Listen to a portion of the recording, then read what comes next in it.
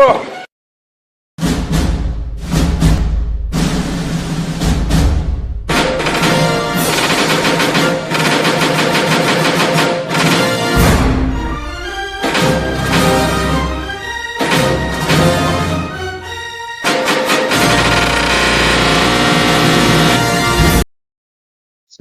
warahmatullahi wabarakatuh. Saya perwakilan dari kelompok 4 akan mempresentasikan hasil kerja dari kelompok kami dengan judul Kebijakan Fiskal Indonesia dalam Menghadapi Ketidakpastian Global dan Inflasi Saat Ini. Baik, selanjutnya untuk nama-nama anggota kelompok. Yang pertama ada saya sendiri, Rasyad Fikri Cataritama. Yang kedua ada Novita Indriani.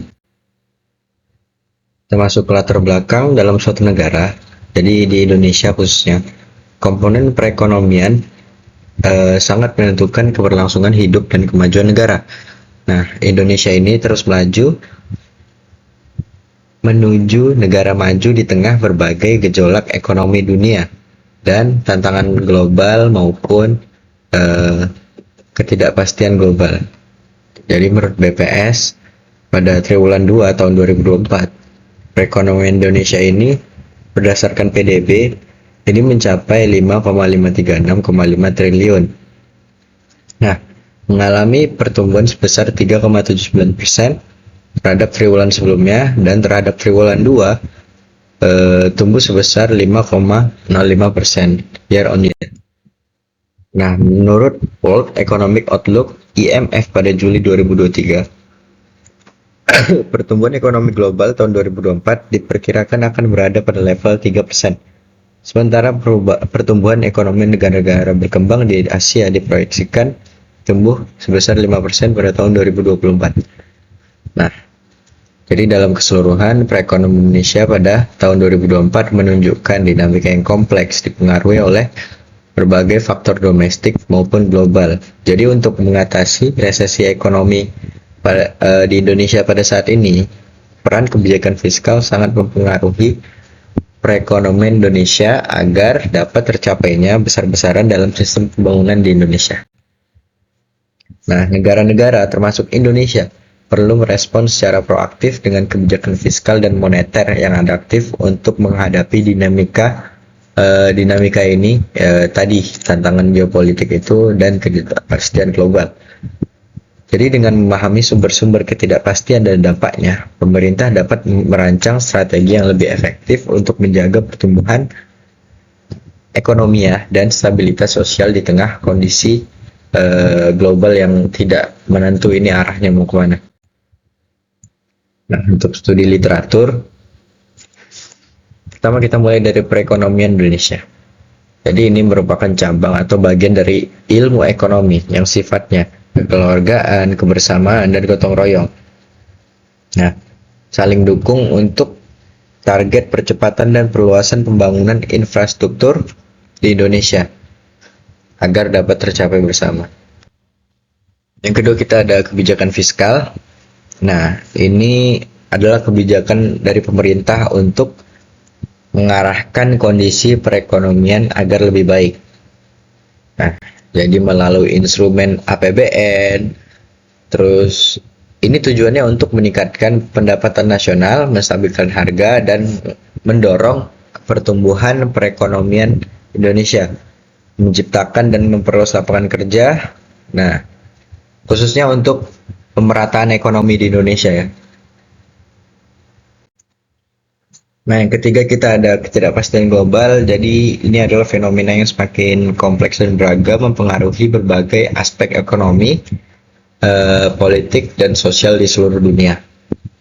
Nah, selanjutnya ada yang keempat, ada inflasi ya.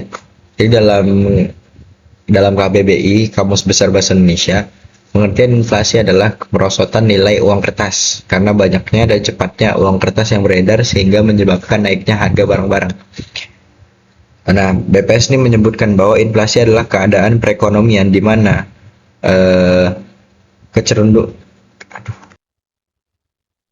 ada kecenderungan kenaikan harga-harga dan jasa dalam waktu panjang.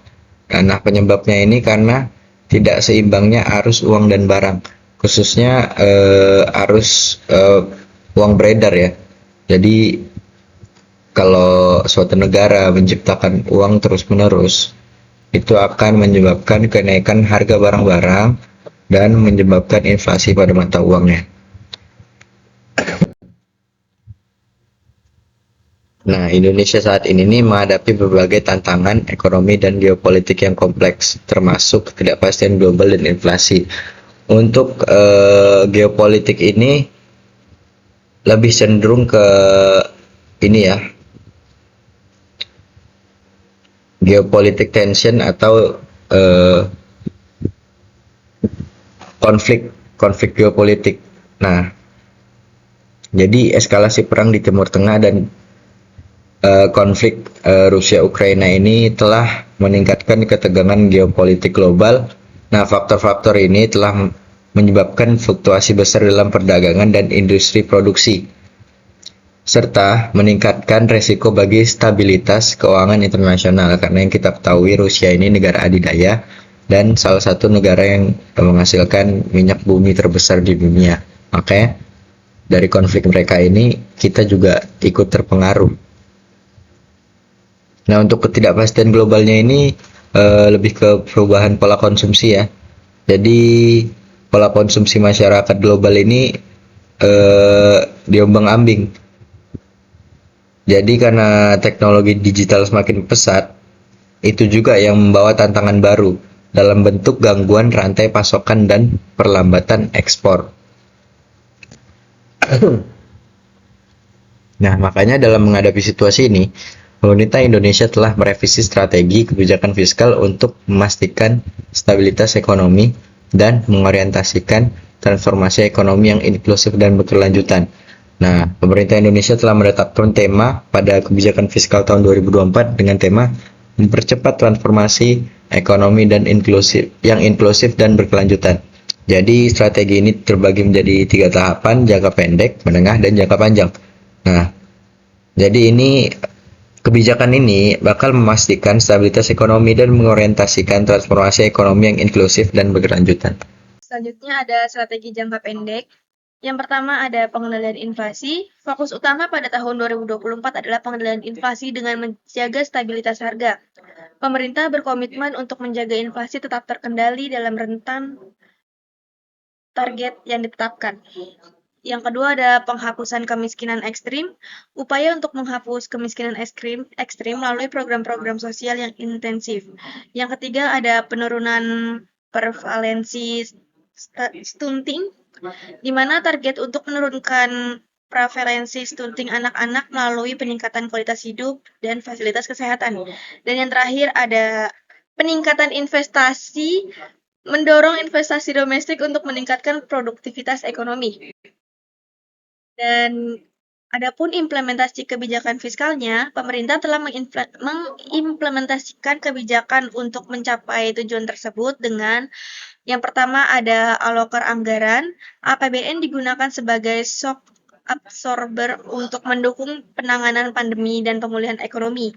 Anggaran yang dialokasikan secara dinamis untuk memenuhi kebutuhan yang berubah-ubah. Yang kedua ada program perlindungan sosial atau bantuan tunai langsung atau BLT. Dan sebagai subsidi upah diberikan untuk meningkatkan daya beli masyarakat dan mempertahankan aktivitas ekonomi. Dan yang ketiga ada sistem keuangan yang kuat. Optimalisasi peran APBN sebagai shock absorber dan daya atau beli masyarakat yang kuat untuk menjaga stabilitas ekonomi dan makro. Yang selanjutnya ada koordinasi antar pemerintah. Koordinasi yang kuat antar pemerintah pusat dan provinsi serta institusi keuangan lainnya sangat penting dalam menghadapi ketidakpastian global. Tim pengendalian inflasi pusat dan daerah terus berkoordinasi untuk menjaga laju inflasi tetap terkendali. Selanjutnya ada prospektif pertumbuhan ekonomi. Presiden Joko Widodo telah menggarisbawahi bahwa pertumbuhan ekonomi 2024 diperkirakan sebesar 5,2%. Pemerintah juga berharap situasi kondusif dan damai pada pemilu dan pilkada serentak 2024 dapat meningkatkan optimisme perekonomian jangka pendek. Baik, selanjutnya ada kesimpulan. Jadi kesimpulannya, kebijakan fiskal Indonesia saat ini berperan krusial dalam menghadapi tantangan ketidakpastian global dan inflasi yang meningkat. Dalam konteks ini, pemerintah telah mengadopsi pendekatan yang proaktif dan responsif melalui berbagai langkah strategis, termasuk pengendalian inflasi, peningkatan perlindungan sosial, dan penguatan investasi domestik.